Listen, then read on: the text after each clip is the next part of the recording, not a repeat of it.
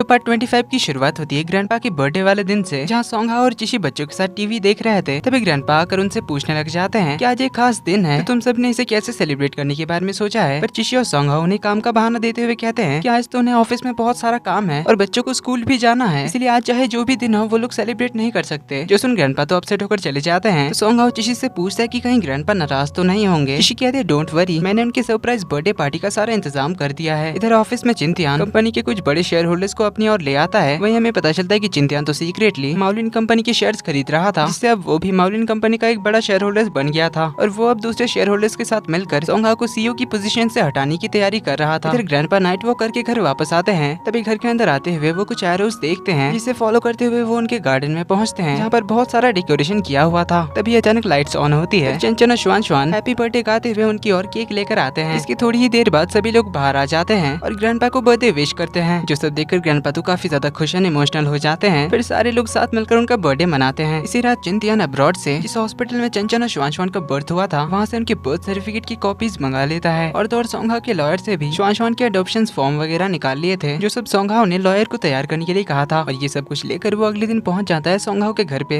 अब यहाँ पर वो किससे मिलने आया था ये हमें अभी नहीं दिखाया गया है। इधर चिशी अपने ऑफिस वाले स्टूडियो में काम कर रही थी, यहाँ पर सोंगहा उसके लिए खाना लेकर आता है। तो यहाँ पर वो चिशी को चंचन और श्वान के ट्विंस होने के बारे में बताने के बारे में सोचता है, पर वो अब भी हिम्मत नहीं कर पा रहा था। पर अब वो चिशी के साथ एकदम ऑनेस्ट होना चाहता था, इसलिए हिम्मत करके वो उसे कहता है कि हमारी फॉर्मल वेडिंग होने से पहले मैं तुम्हें एक बात बताना चाहता हूँ। इस बारे में मैं तुम्हें काफी पहले ही बता देना चाहता था, लेकिन बता नहीं पाया। तो वो उसे कहता है कि क्या तुमने सोचा है कि चंचन और श्वान का बर्थडे एक ही दिन पर क्यों आता है। अब आगे वो उसे बता नहीं जा रहा था कि वो दोनों ट्विंस हैं। पर इससे पहले उसे ऑफिस से कॉल आ जाता है, जहाँ पर सोंगहा को एक मीटिंग के लिए बुलाया जाता है। तो सोंगहा चिशी से कहता है कि मैं तुम्हें मीटिंग से वापस आकर बताऊंगा। ये कहकर वो ऑफिस पहुंचता है, जहाँ जाकर उसे पता चलता है कि चिंतियान ने तो सारे बड़े शेयर होल्डर्स को अपने साइड कर लिया है एंड चिंतियान खुद भी माउलिन का मेजर शेयर होल्डर बन गया है। तो वो सारे मेजर शेयर होल्डर्स के साथ मिलकर नया सीईओ चूज करने के लिए शेयर होल्डर्स मीटिंग बुलाने की बात करता है। जो सुन जिनको बहुत गुस्सा आता है, तो वो उसे कहता है कि वो लोग ऐसा कैसे कर सकते हैं। सोंगहा कंपनी को तो काफी अच्छी तरह से चला रहा है और कंपनी के लिए काफी प्रॉफिट्स भी बना रहा है। तो चिंतियान उसे वही सारा प्रूफ दिखाते हुए बताता है कि पिछले एक महीने में उनकी कंपनी की सेल्स बहुत ही कम गई है एंड इवन उनके कुछ वीआईपी क्लाइंट्स भी दूसरे कंपनी चले गए हैं। इसीलिए हमारे पास राइट है शेयर होल्डर मीटिंग बुलाने का और वोट करके नया सीईओ चूज करने का, जिसमें बाकी शेयर होल्डर्स भी उसे सपोर्ट करते हैं, क्योंकि चिंतियान ने तो उन्हें उल्टी पट्टी पड़ा रखी थी। इसीलिए वो उसे मीटिंग के लिए तैयार रहने के लिए कहता है। बाकी सारे शेयर होल्डर्स के साथ वो बाहर चला जाता है। तो सोंगहा जुन को पता लगाने के लिए कहता है कि आखिर ये चिंतियान कब से उनकी कंपनी के शेयर्स खरीद रहा था और ये सब प्लानिंग कर रहा था। लेकिन तभी उसे घर से कॉल आता है कि ग्रैंडपा की तबीयत अचानक से खराब हो गई है, इसीलिए वो लोग उन्हें हॉस्पिटल ले गए हैं। सोंगहा और चिशी के साथ जल्दी से हॉस्पिटल पहुंच जाता है, जहाँ डॉक्टर उन्हें बताते हैं कि ग्रैंडपा की कंडीशन बहुत ही खराब है, पर उन्होंने उनका इलाज कर दिया है, कुछ टाइम बाद ही उन्हें होश आ जाएगा। सोंगहा और चिशी बैठे हुए थे कि तभी सोंगहा को लॉयर से कॉल आता है। वहीं चिशी को चिंतियान का मैसेज आता है, जिसमें उसने कहा था कि ग्रैंडपा की हालत मेरी वजह से ही हुई है, पर मुझे तुम्हें एक राज की बात बतानी है। ये कहकर वो उसे मिलने के लिए बुलाता है। इधर हमें चिंतियान को दिखाया जाता है, जो तो काफी मुस्कुरा रहा था। तो आज सुबह के फ्लैशबैक से हमें पता चलता है कि चिंतियान तो गया था ग्रैंडपा से मिलने के लिए, जहाँ पर उसने उन्हें सब कुछ बता दिया था। चंचन और श्वान ट्विंस हैं और चिशी की सिस्टर थी सोंगहा के बड़े भाई की वाइफ, जिसकी मौत आपकी वजह से हुई है। और अब सोंगहा भी चिशी की लाइफ बर्बाद कर रहा है। उसने चिशी से शादी की है बस श्वान की कस्टडी लेने के लिए। जो सब सुनकर ही ग्रैंडपा के चेस्ट पे पेन होने लग गया था और वो बेहोश हो गए थे। कमिंग बैक टू प्रेजेंट, चिशी यहाँ पर पहुँचती है और आते ही वो चिंतियान को एक थप्पड़ लगा देती है और उससे पूछने लग जाती है कि आखिर तुमने ग्रैंडपा के साथ क्या किया। तो चिंतियान उसे बताता है कि मैंने तो बस उन्हें सच बताया। कहकर वो उसे भी बता देता है कि सोंगहा और उसकी फैमिली बस तुम्हारा यूज कर रही है श्वान की कस्टडी तुमसे वापस लेने के लिए, क्योंकि चंचन और श्वान दोनों ट्विंस हैं और तुम्हारी सिस्टर और सोंगहा के बड़े भाई के बच्चे हैं और तुम्हारी सिस्टर की जान भी गई है सोंगहा के बड़े भाई की वजह से। चिशी को उसकी बातों पर बिलीव नहीं हो रहा था, तो चिंतियान उसे सोंगहा का तैयार किया हुआ अडॉप्शन पेपर्स दिखाता है, जो देखकर चिशी तो शॉक्ड हो जाती है। वही चिंतियान तो उसे बोले जा रहा था सोंगहा का तुम्हारे लिए प्यार फीलिंग सब फेक है, उसने तुमसे झूठी शादी की बस श्वान की कस्टडी वापस पाने के लिए। जो सब सुन तो चिशी एकदम शॉक्ड हो जाती है और उन अडॉप्शन पेपर्स को लेते हुए वो हॉस्पिटल की ओर आती है। जिस दौरान वो तो बस सोंगहा के बारे में ही सोचे जा रही थी, तो सोंगहा तो लॉयर के साथ बैठा हुआ था, जिसने उसे बता दिया था कि चिंतियान को पता चल चुका है चंचन और श्वान के ट्विंस होने के बारे में और अडॉप्शन के बारे में भी। तभी वहाँ पर चिशी आ जाती है, जो उसके सामने वो अडॉप्शन पेपर रख देती है और इसके बारे में एक्सप्लेन करने के लिए कहती है। तो सोंगहा उसे कहता है कि मैं इन सब के बारे में तुम्हें बताने ही वाला था, पर चिशी तो उसकी एक भी बात नहीं सुनती है। उसे कहती है तो फिर तुमने सिर्फ श्वान की कस्टडी पाने के लिए मुझसे शादी की थी। ये कहकर वो बहुत ही अपसेट होकर वहाँ से चली जाती है। तो सोंगहा भी उसे ढूंढते हुए उसके पीछे पीछे जाता है, जहाँ चिशी लेक साइड पर सोंगहा के प्रपोजल और उनके फैमिली मोमेंट्स के बारे में याद कर रही थी। सोंगहा थोड़ी देर में यहाँ पर पहुँचता है, जहाँ वो उसे कहता है कि आज मैं तुम्हें सारी सच्चाई बताने वाला था,